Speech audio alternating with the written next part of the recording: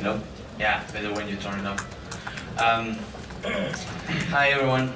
We're going to talk about Ember. Ember の話をしますね。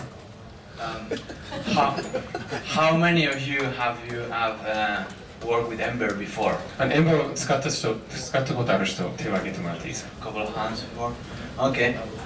Okay, that's good. Let's see. This is a very basic session on how to integrate Drupal and Ember. Ember と Drupal を一緒に使う説明をしたいと思います。I will also talk about why we decide to decouple Drupal in our current project, when I think is advisable to decouple Drupal, and when should definitely not decouple Drupal. それとですね、どうして私たちがヘッドレス、ディカップルのアプローチを使ったか、そして、いつするべきか、でいつ絶対しない方がいいかということを説明したいと思います。So this is me. My name is Pedro Cambra. I work at OIST in Okinawa. 沖縄の沖縄科学技術大学院大学に勤めています。Where it's much warmer. I've been using Drupal and contributing to Drupal for the past 10 years, something. もう10年もDrupal のコントリビューターをやってます。Have a few country modules here and there, mostly in Drupal commerce, really. But lately, I've been working with Ember. Drupal コマースはほとんどなんですけど、いろんなモジュールにコントリビュートしてるんです。でも最近はEmber ばっかりやってます。You can find me in the internet as P-Camera, and I have a blog, but it's mostly dead. 最後のブログのところはもうほとんどアップデートしてないんです。So, well, enough about me. Let's start. I'm going to show a bit of code. So if you want to open slides for your, if you don't see very well from behind, or if you just want to just sing along with me because the notes are there as well. So you can よく見えない方はこのリンクを開けたらスライドが見えます。So where are we here? Where I'm here at least. We have project at OIS. That's an internal communication tool, and it's built with a quite old technology, and it gives us a bit of a problem. And we decided to rebuild it from scratch. And one of the options we considered, and the one that we took, is to do it with Ember. OIST でですね、学内ポータルを今スクリーンアウトしてるんです。で、それをEmber と Drupal でやろうと決めてる。And with Drupal, obviously, otherwise I wouldn't be talking here. So, what are the benefits of a couple or headless approach? Or what are the benefits I see? Because probably you may have a different opinion. The most important for me is the separation of concerns. You can tweak your backend. You can do whatever you want with your front end. You don't need to include modules for your site editors that affect your front end. I don't know if you work with jQuery update, but that's always a problem. So you don't need to do work that is non-specialized. で、ディカップルとヘッドレスアプローチを、ヘッドレスの方針は、そのやり方は何が利点かというと、一つは、フロントエンドとバックエンドを分けることによってですね、コードを混ぜない。例えばフロントエンドの方にはその編集する画面のためのモジュールを入れなくてもいいし、分けることによってですね、各部分が簡単で済む。And maybe you get tired of your front-end technology and you replace it with Element, for example. で、例え例ばですね、フロントエンドがつまらなくなったら他の言語とかフレームワークに切り替えることもできるし、そして別々に編集とかアップデートすることができる。I think that if you decouple, being implementing some technologies that are maybe not ready yet but you want to use, is also easier, like on offline first or real time. I think it's easier with a decouple. オフライン処理とかサービスワーカーとかそういう若いですねテクノロジーをクライアントの側にインプレメンテーションをするということが簡単になります。そのバックエンドを考えなくていいから。And also, if you have the lack of having a development pipeline, it also helps, because if you have the backend and the frontend separated, you can progress with both, and you will probably hit deadlines faster. でバックエンドとフロントエンドを分けると両方を全く別のもう路線で進むことができる。And, another one very clear is if you're using an API first approach, or you want to do content, creating content once and publish everywhere, the couple is a very good option. API 中心のやり方とかコープ一回作成してあちこちでパブリッシュするっていうやり方ができる。So why Ember? Why not other options? Ember comes from a framework called SproutCore. In 2011 they forked it and they created Ember, and that was the version 1. But there's a version 2 that's much improved. It's the one that we are using. エンバーは別の、もののフォークだったんですけど1が2と完全に違うので私たちは2を使っています。The first thing and one of the mottos of Ember is convention over configuration. Right? It comes from the Ruby on Rails world. Ruby の世界、Ruby on Rails の世界のアイディアでコンフィギュレーションよりもその修正というかbest practice に従う。And me not being a front-end developer, making the least amount of decisions in the JavaScript world, that looked very convincing.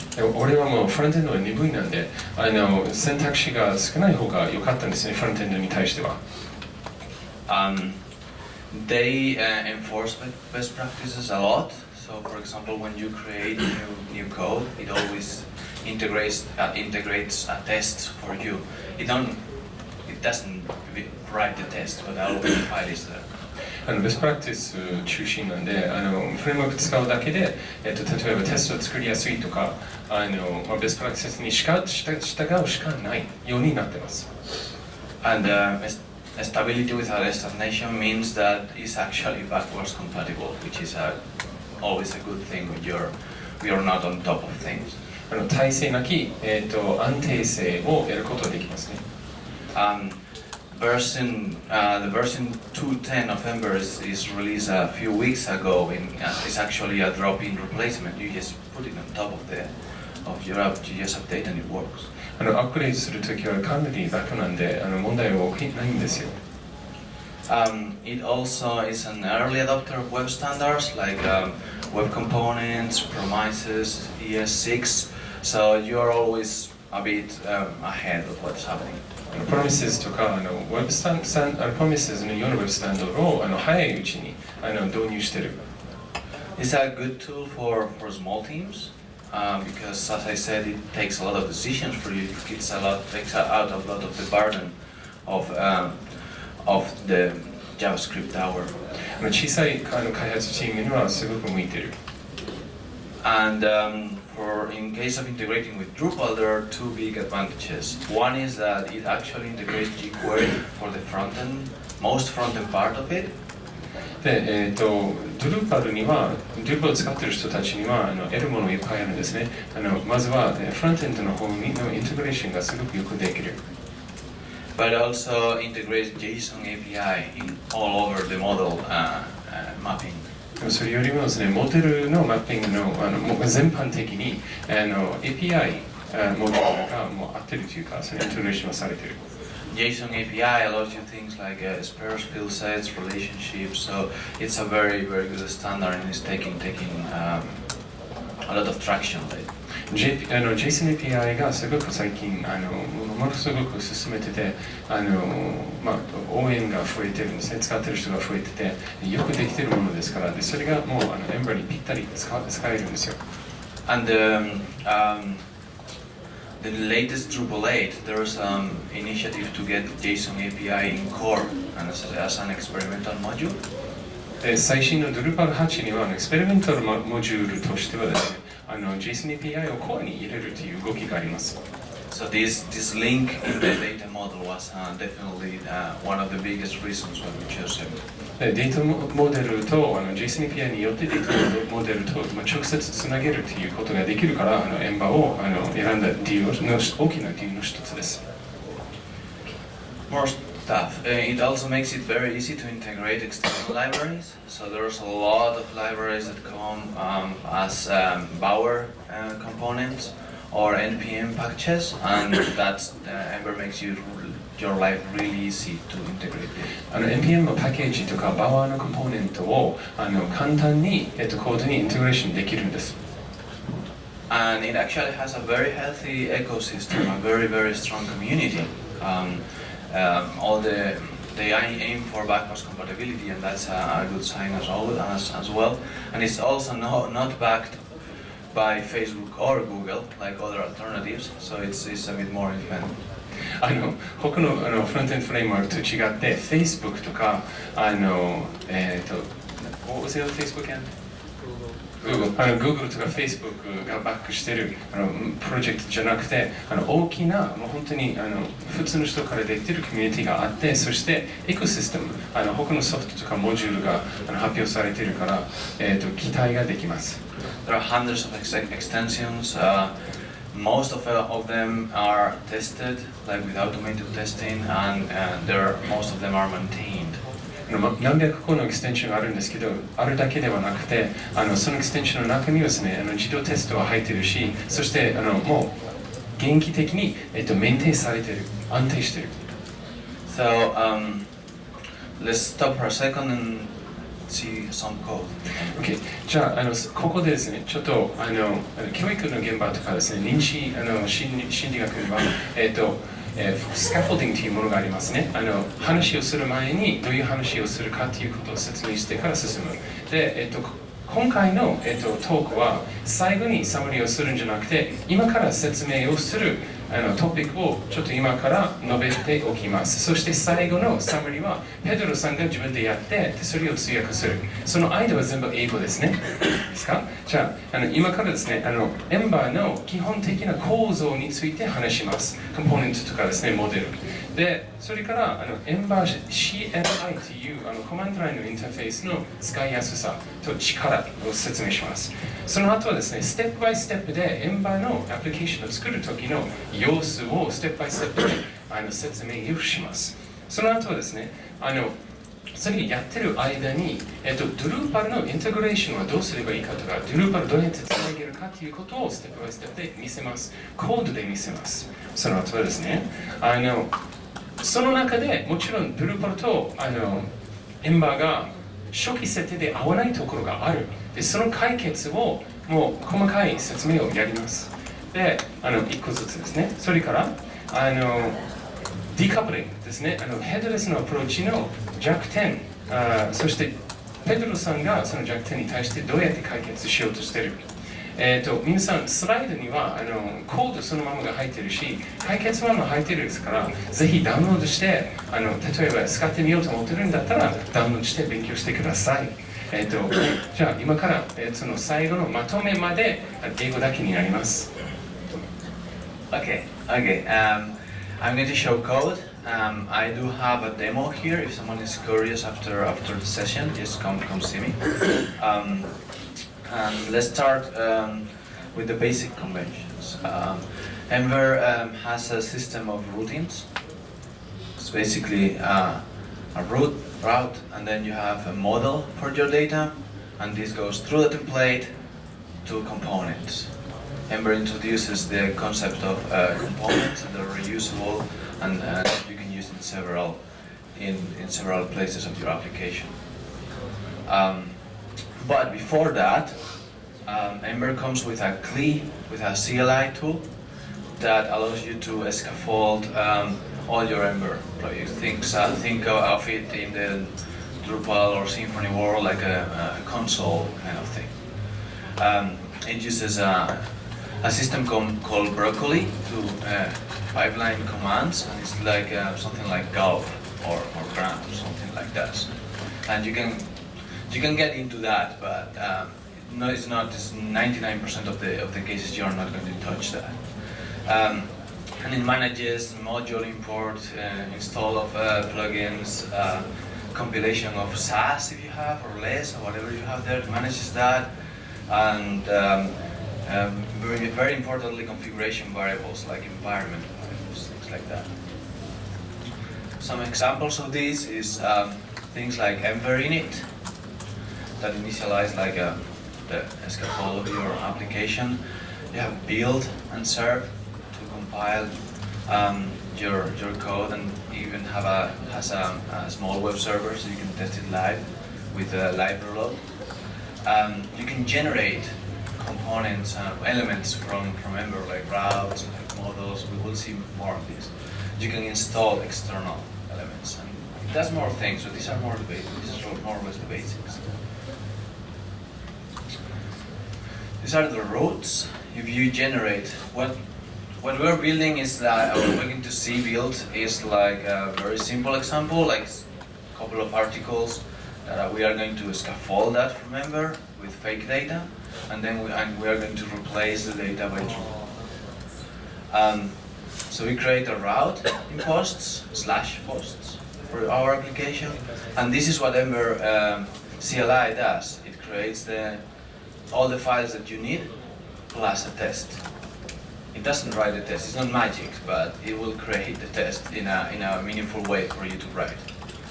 And this is the route created. So /posts will respond to our requests.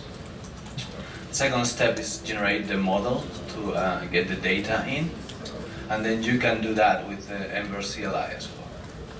So we have posts and categories of posts.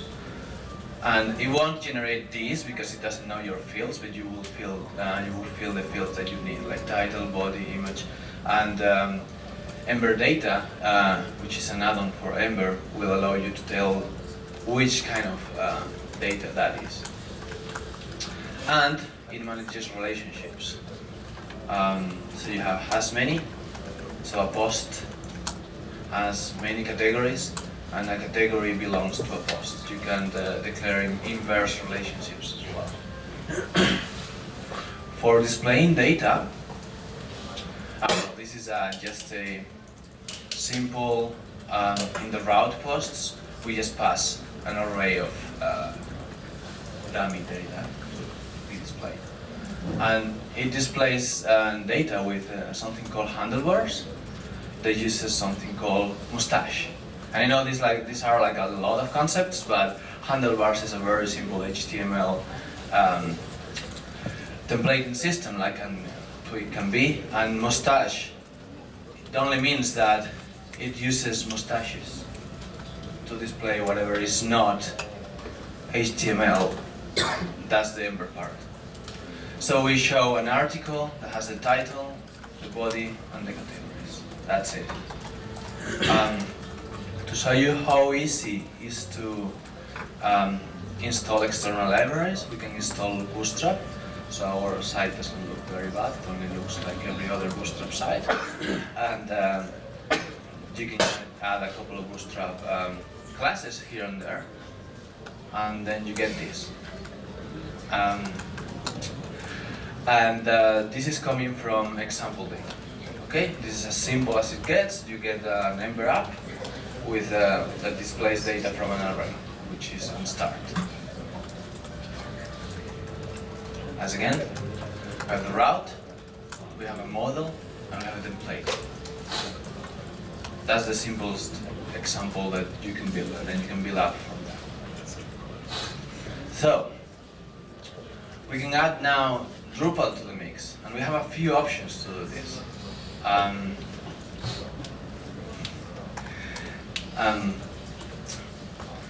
Ember uses JSON API to represent these models to persist data.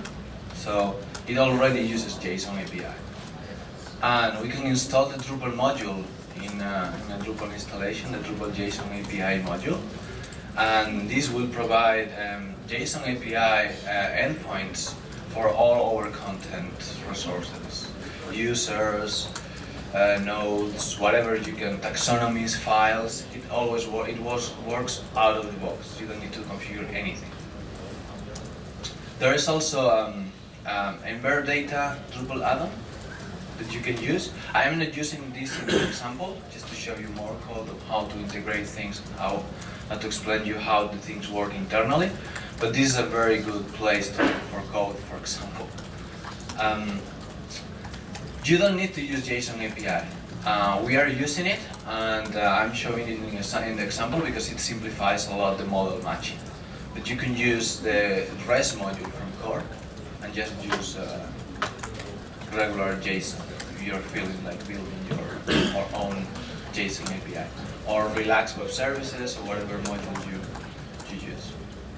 Oh, these are the options for Drupal 8, by the way.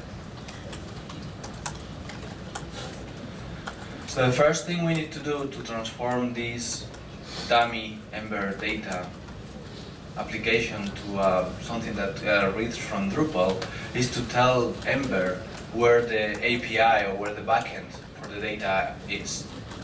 And you can do this in two ways. One is telling what's the proxy, and then everything that Ember will look for in terms of models will go to this URL.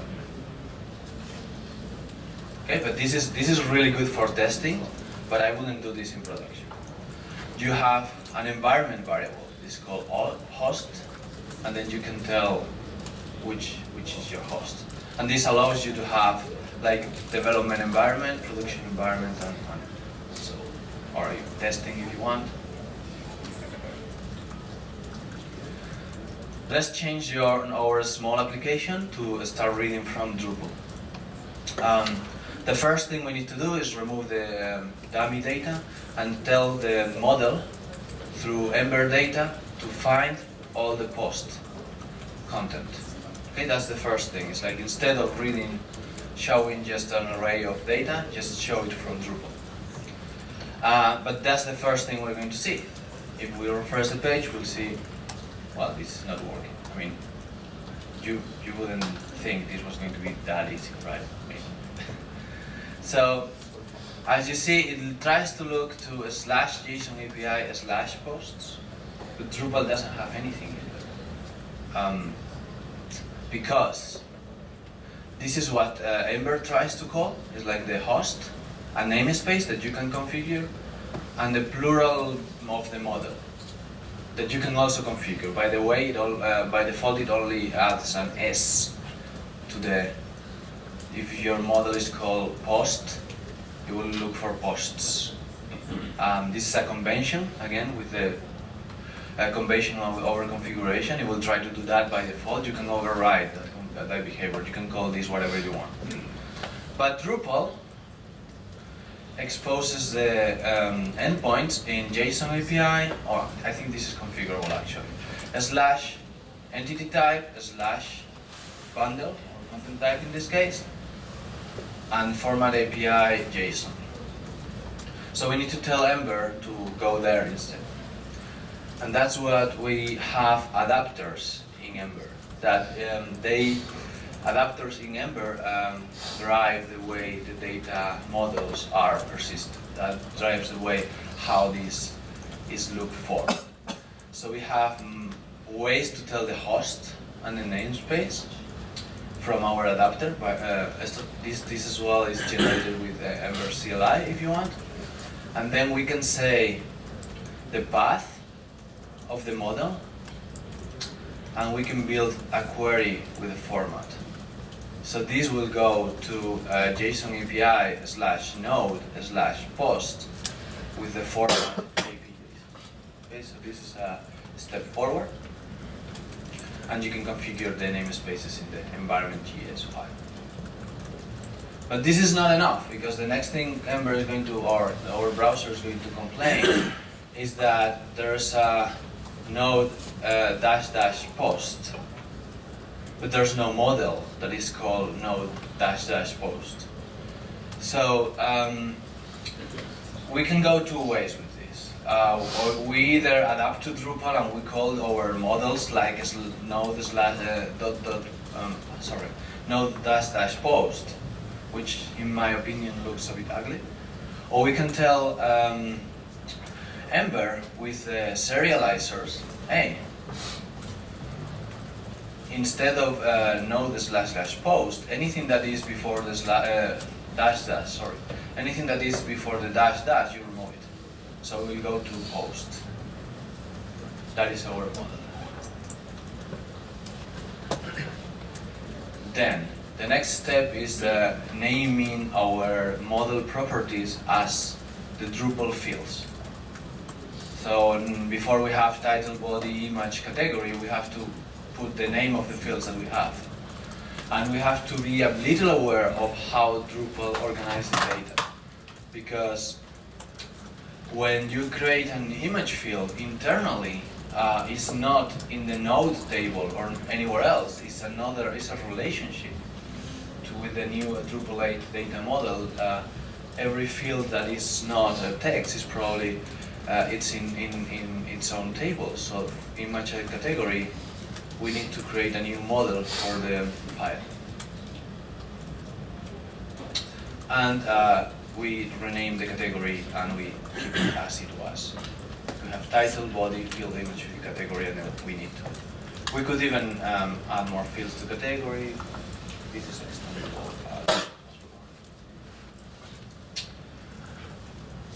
Now, Ember will try to fetch our models when it's called in a template asynchronously. We can disable this, but it will try to do it by default.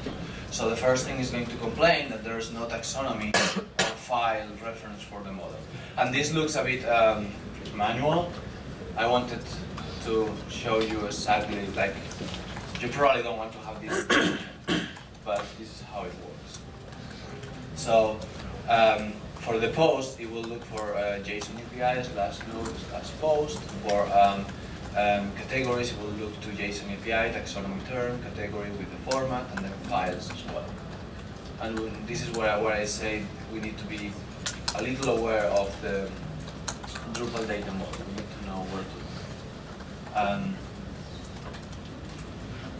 One thing it was a bit smelly is that I was stuck for a while saying why my fields don't show up. And it's because Ember doesn't like underscores in your property models for your properties of your model. It doesn't like it. It always transforms everything to hyphens. And we don't necessarily want that. We can change that in our serializer as well. We can say that the relationships and the attributes are underscored instead of dasherized. We can change many things in this matter. More things we can do are computed properties that are properties depending on another.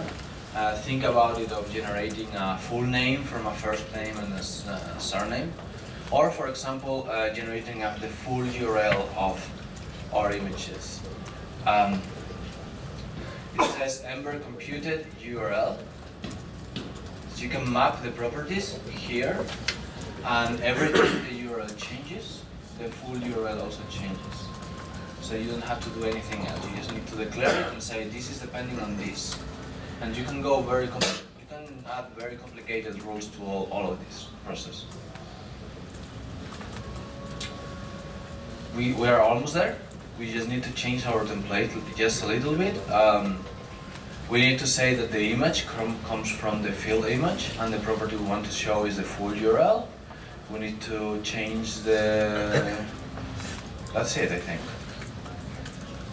Because we have the title, the body, and the field category. We need to change this is field category. We need to change that.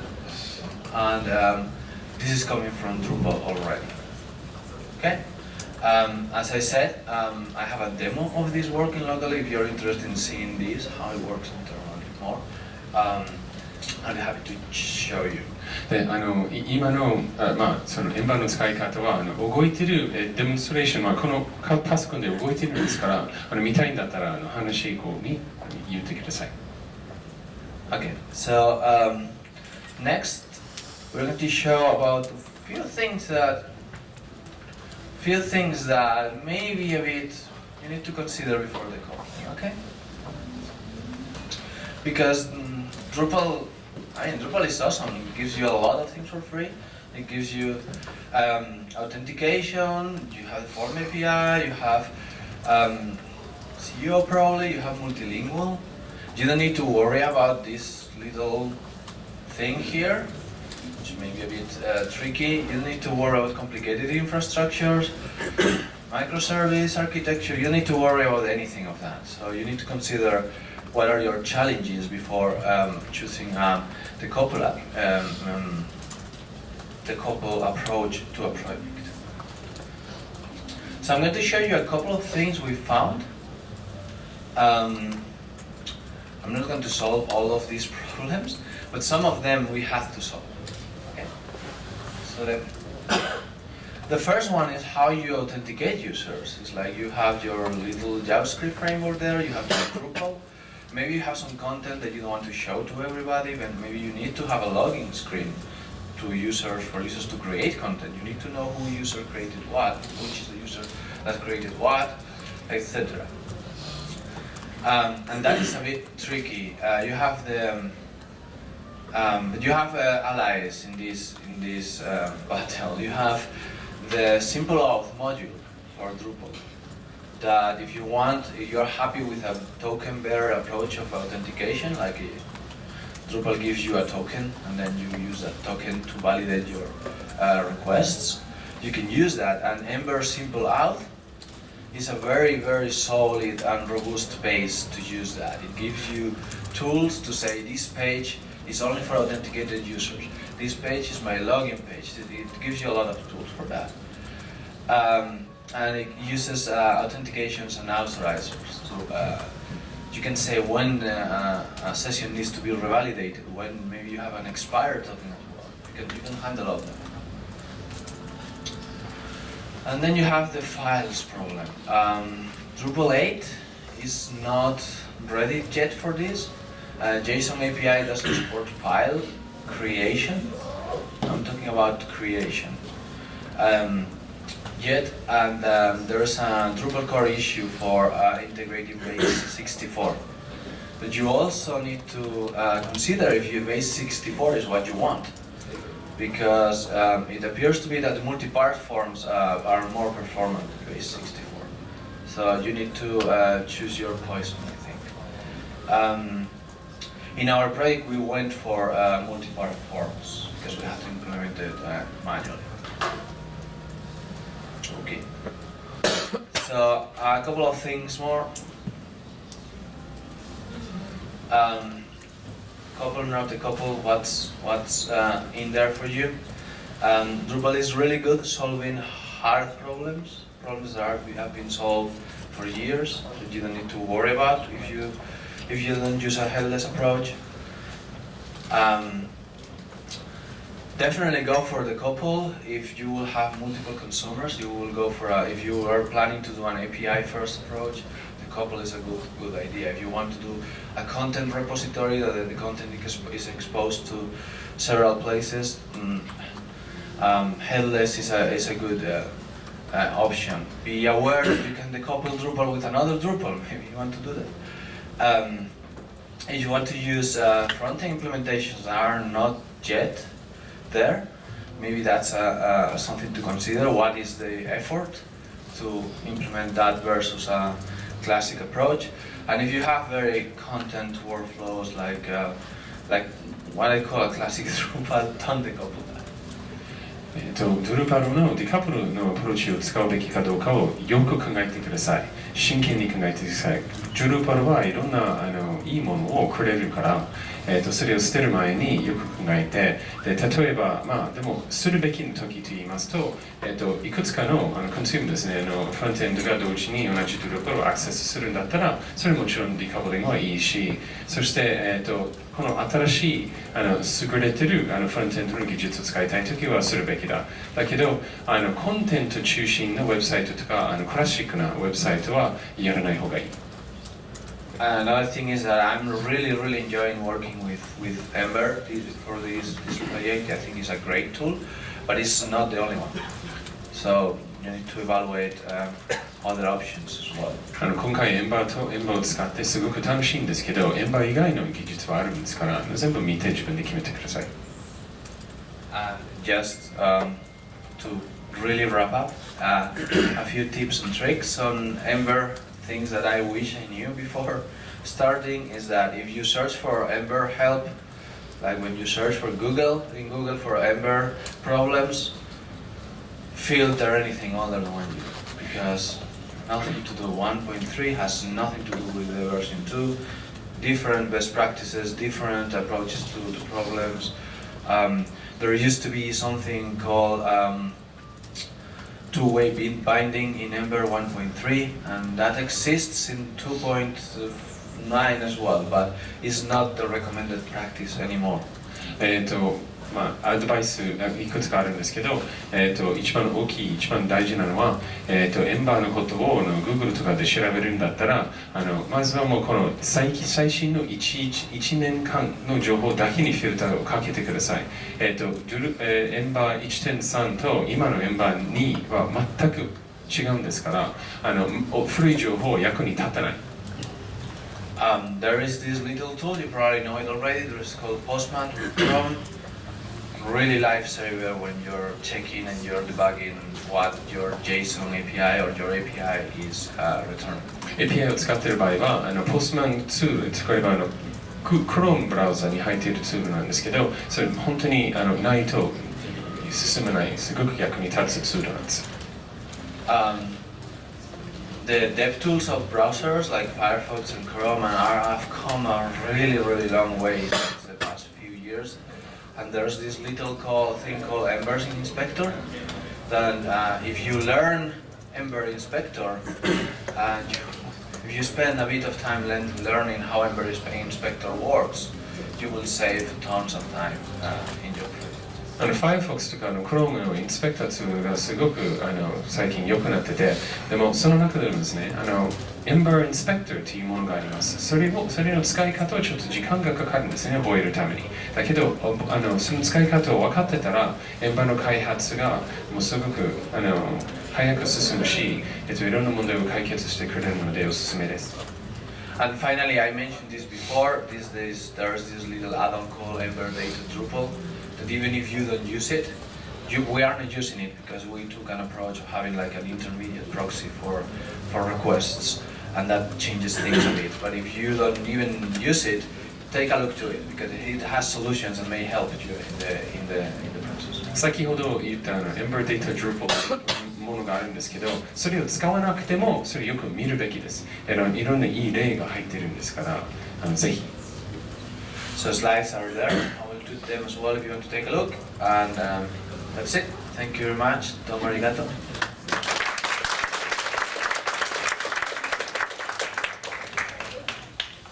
りがとうございました。じゃあ質問がある方、挙手お願いします。ちょっとストレッチ兼ねていかがですか。じゃあどうぞ。じゃあ本当に質問。本当ですか。スピードはどうなんですかね。ブラウザーで見たら。How fast is it? In the browser, like when you're using it.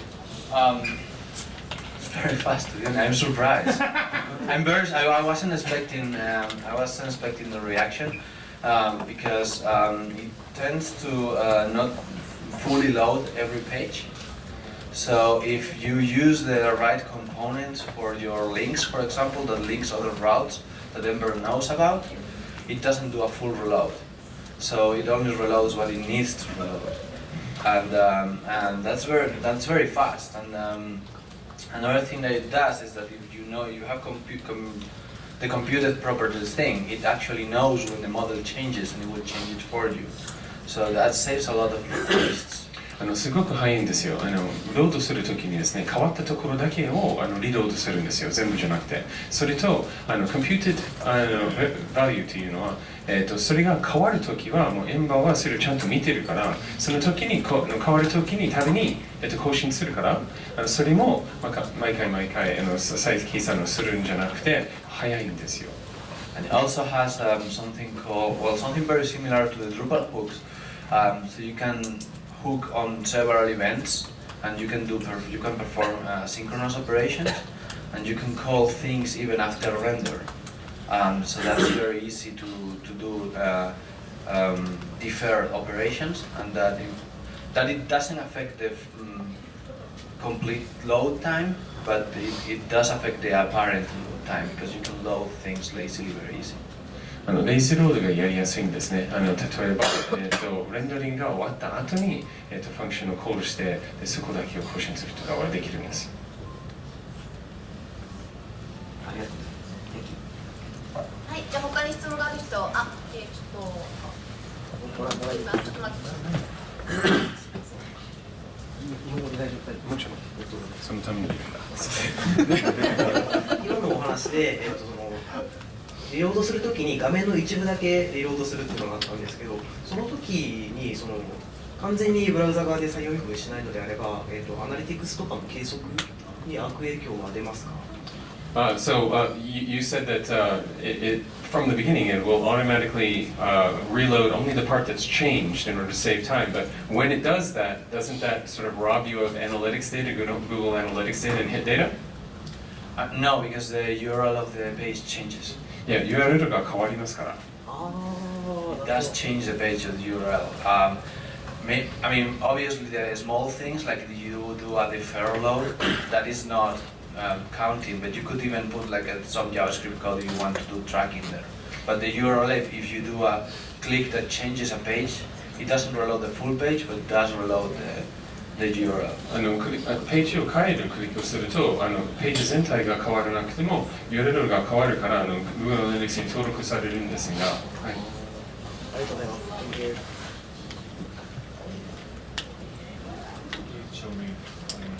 他に質問ありますか？ Oh, I can demo it to you if you want.